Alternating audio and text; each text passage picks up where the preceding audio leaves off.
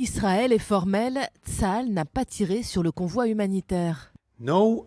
Aucune frappe de Tsahal n'a été menée contre le convoi humanitaire. Je tiens à répéter qu'aucune frappe de Tsahal n'a été menée contre le convoi humanitaire.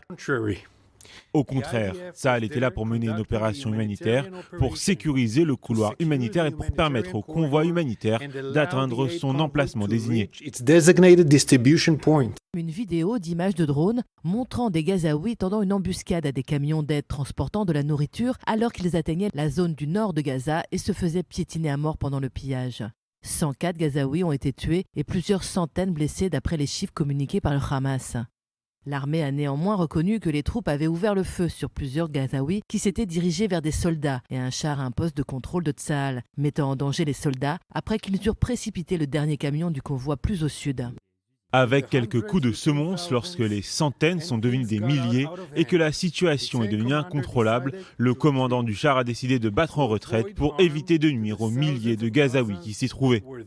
L'Arabie saoudite, l'Égypte et la Jordanie ont tout de suite accusé Israël d'avoir pris délibérément pour cible des civils lors de cet incident.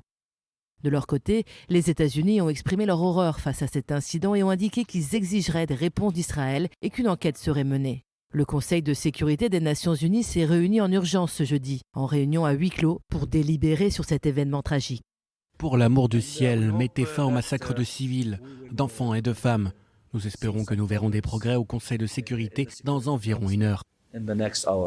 Cependant, les pays arabes n'ont pas réussi à faire voter une déclaration qui reaccusait les forces israéliennes. 14 des 15 membres du Conseil ont soutenu la déclaration avancée par l'Algérie, le représentant arabe au sein de l'instance. Les États-Unis n'ont pas soutenu cette déclaration.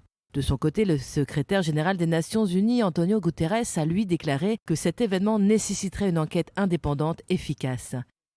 L'incident s'est produit dans un contexte d'inquiétude internationale croissante concernant la situation humanitaire dans la bande de Gaza.